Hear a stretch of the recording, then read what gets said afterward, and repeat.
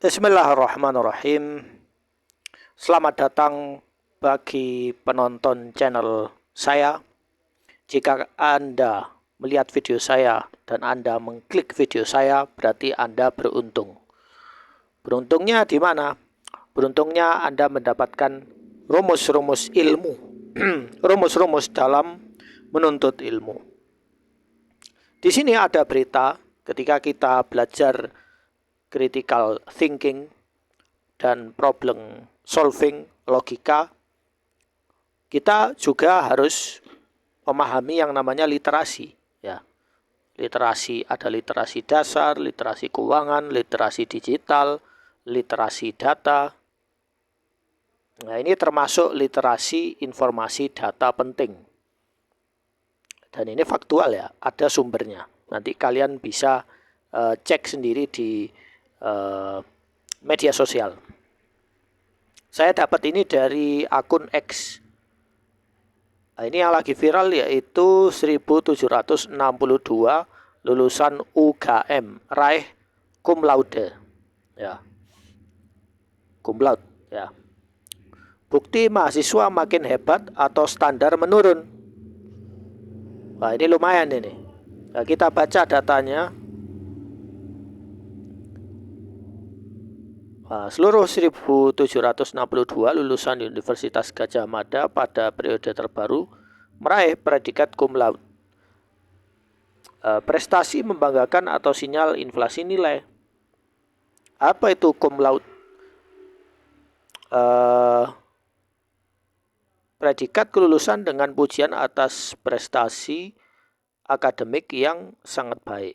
Syarat UGM minimal IPK 3,50 dengan masa studi sesuai ketentuan.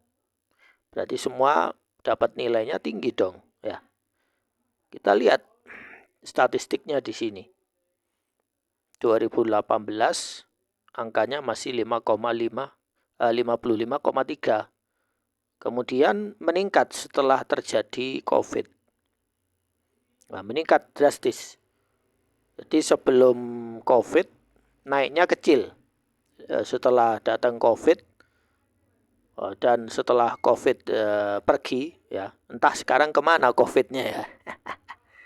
Bahkan waktu itu YouTube sempat meneror channel saya supaya saya tidak posting tentang COVID. Sekarang COVID-nya hilang terornya ya. Ya memang dunia virtual ini berbahaya ya. Banyak oknum-oknum di dalamnya yang punya hal sisi gelap yang belum kita pahami. Jadi naik ya, 2024 ini naik. Apalagi 2025, 2026, wallah alam ya. Nah, kita lihat yang di sini. Bukti mahasiswa makin hebat. Nah, ini mempertanyakan ya. Ini mempertanyakan. Akses informasi jauh lebih luas. Ada internet, jurnal digital, e-book, video pembelajaran hingga AI membantu mahasiswa belajar lebih cepat dan mendalam. Apakah AI itu memang benar dipakai sama mahasiswa untuk belajar atau hanya dipakai untuk menjawab? Nah, ini harus dipertanyakan ya. Harus dipertanyakan. Belum tentu belajar itu berarti dipakai untuk berpikir. Belum tentu ya. Karena berpikir itu melelahkan dan capek. Ya, rata-rata orang cuma ingin mencari jawaban saja. Ibarat seperti anak SD, SMP, SMA ngerjakan PR, lalu difoto PR-nya, dikirim ke Brainly atau di les-lesan online atau di AI, tolong jawab nih. Ketika sudah dijawab semua, selesai, sisa waktunya untuk main Roblox.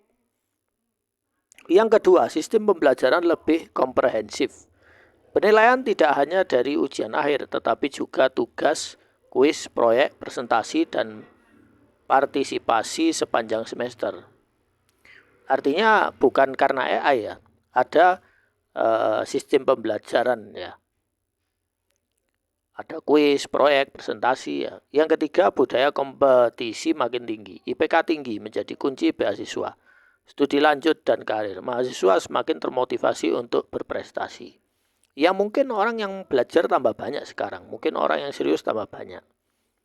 Ya kita apresiasi para mahasiswa itu. Keempat, teknologi dan metode belajar modern.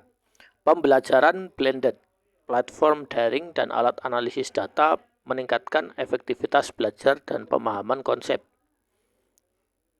Jadi digitalisasi cara belajar ya. Kemudian mahasiswa lebih adaptif dan multi talenta. Selain akademik, mahasiswa aktif dari organisasi magang, riset, lomba, dan membangun portofolio sejak kuliah. Oh ya, berarti ini masuk dalam penilaian ya. Kemudian kita lihat, nah yang sebelah kanan ini, atau standar menurun. Jadi pertanyaannya, mahasiswa semakin rajin, hebat, atau semakin nurun? Yang pertama, inflasi nilai, great inflation. Fenomena global, nilai A makin umum di banyak universitas, termasuk di Amerika Serikat, Inggris, dan negara lainnya. Nah ini ya, kita lihat di sini. Nah, Amerika Serikat ternyata yang nilai A ternyata banyak ya. Meningkat 21% sejak 1970-an sampai 2020-an. Artinya setelah COVID malah meningkat drastis. Begitu juga dengan Inggris, meningkat 30%. Kemudian Cina belum ada angka ya. Tapi Cina itu kompetisinya sangat ketat. Namun kampus juga menghadapi tekanan peringkat. Ya sama aja di Cina, di kampusnya diteror juga sama menteri pendidikannya. Kalau lulusannya downgrade, tidak berkualitas ya bisa dicoret universitasnya atau jurusannya yang dicoret. Kemudian Jepang masuk universitas top, sangat sulit. Tetapi setelah diterima relatif lebih mudah lulus dengan nilai baik. Jadi bentuknya beda ya. Tapi permasalahannya sama. Kemudian tekanan akreditasi dan reputasi kampus. Nah ini teror buat universitas ya. Ya jujur saja ya. Tingkat kelulusan tinggi dan masa studi cepat menjadi indikator penting dalam penilaian institusi. Jadi kalau universitas itu lulusannya banyak yang lulus, sedikit yang gagal, ya berarti universitasnya akreditasinya naik A. Sedangkan universitas yang lulusannya itu banyak yang gagal atau nilainya jelek-jelek, rendah, maka akreditasinya B atau C. Ya, sebagai bentuk hukuman. Sehingga kalau tidak bisa menyesuaikan kondisi, maka universitasnya ditutup, disegel untuk selamanya. Atau akhirnya dibeli sama universitas yang asetnya besar. Ketiga, evaluasi dosen oleh mahasiswa. Dosen yang terlalu ketat berpotensi mendapat penilaian buruk, sehingga sebagian dosen cenderung lebih longgar. Jadi kadang dosen itu mereka menggunakan rumus itu seperti terlalu berlebihan ketat ya, misalnya soal jurnal, skripsi, kadang mereka terlalu longgar dalam beberapa hal ya. Kemudian keempat, komponen nilai terlalu banyak. Banyak tugas, kuis, berkontribusi ke nilai akhir, membuat mahasiswa lebih mudah mengumpulkan poin meski pemahaman biasa saja. Mungkin ini maksudnya kuesioner ya. Kuesioner itu yang biasa disebarkan di Facebook, di medsos, di grup WhatsApp untuk diisi. Ya, yang isi ya orang-orang lain, orang bodoh, orang yang tidak paham ilmu sama sekali, atau orang biasa-biasa, atau orang yang memang dulu pernah belajar tapi ya ingin ngisi waktu dengan ngisi kuesioner itu. Nah, ketika kuesioner itu sudah banyak, akhirnya dijadikan standar ya. Kemudian AI dan kemudahan pembuatan tugas. Teknologi memudahkan pembuatan tugas yang terlihat berkualitas tanpa selalu mencerminkan pemahaman mendalam. Ya Allah alam, apakah dosen juga menggunakan AI ya? Saya tidak ngerti. Mungkin kalian bisa menjawab. Intinya fenomena 1762 lulusan cum laude adalah kombinasi kemajuan pendidikan dan kemungkinan pergeseran standar penilaian. Tantangan ke depan memastikan predikat akademik tetap bermakna dan sejalan dengan kompetensi nyata di dunia profesional. Bukan hanya berapa banyak cum laude, tapi seberapa siap mereka memberi dampak nyata bagi bangsa. Bukan hanya IPK, tapi kemampuan nyata. Masa depan standar tetap tinggi, sistem terus beradaptasi dengan perubahan zaman. Wallah alam, apakah kurikulum Indonesia ini beradaptasi dengan zaman? Saya meragukan ini. Di sini tidak ditulis bukan hanya IPK, tapi cara berpikir, cara problem solver. Di sini tidak ditulis ya. Tujuan pendidikan mencetak lulusan berintegritas, kompeten, dan berdampak. Ya, tapi standarnya tetap IPK. Mau bilang apa? Ya inilah gambaran pendidikan bukan hanya di Indonesia, kawan-kawan. Ini masalah bukan hanya di Indonesia. Ini masalah juga ada di Amerika, Inggris, Cina, dan Jepang.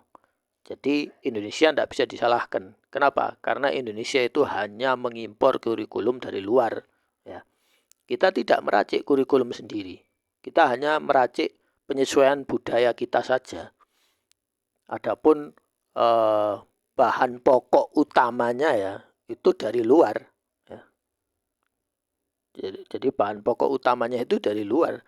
Ya, kita hanya meracik-racik, mengotak-atik. Termasuk juga soal Nadiem Makarim itu yang dia membuat kurikulum merdeka itu. Sebenarnya kurikulum merdeka itu juga penuh kengawuran ya. Kalau saya teliti, saya periksa. Tapi masalahnya Menteri Pendidikan yang sekarang ini dia bukan menghapus ya kurikulum merdeka ini atau meracik ulang supaya sesuai dengan kondisi global sekarang, tapi malah membiarkannya, malah membuat sedikit editing kurikulum model baru. Jadi membiarkan masalah lama ditumpuk masalah baru, atau membiarkan solusi lama ditumpuk dengan solusi yang baru. Jadi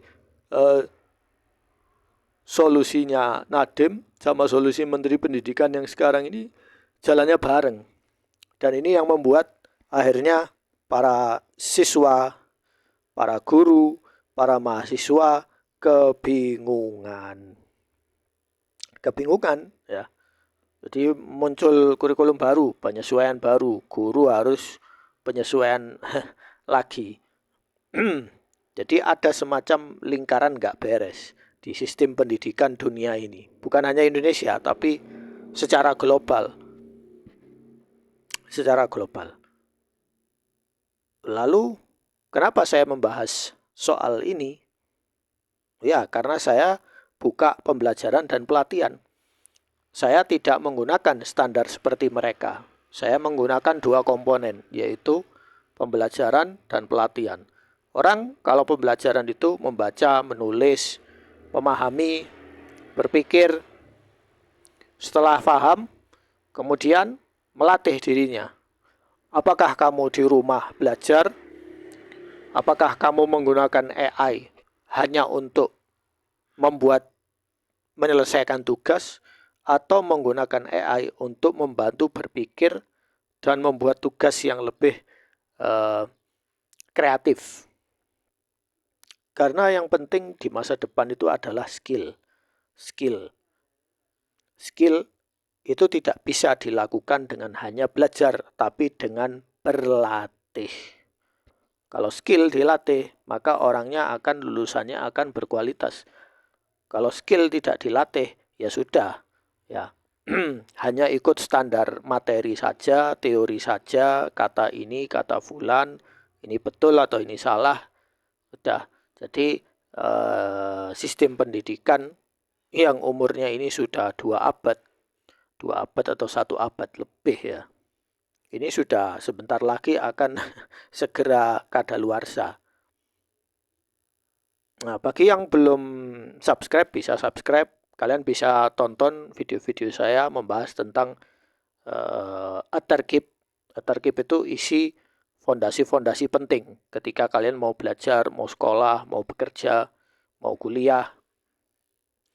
Dan saya katakan bahwa buku yang saya buat ini berguna insya Allah buat kalian. Tetapi dengan syarat apa? Kalian mau belajar dan kalian mau praktek. Kalau kalian hanya membaca saja, mendengar, melihat, tapi tidak berlatih, tidak melatih sedikit demi sedikit, ya percuma,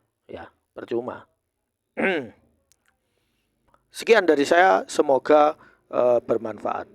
Ini saya hanya membaca data saja. Mungkin kalian punya pendapat lain, bisa tulis di kolom komentar. Sekian.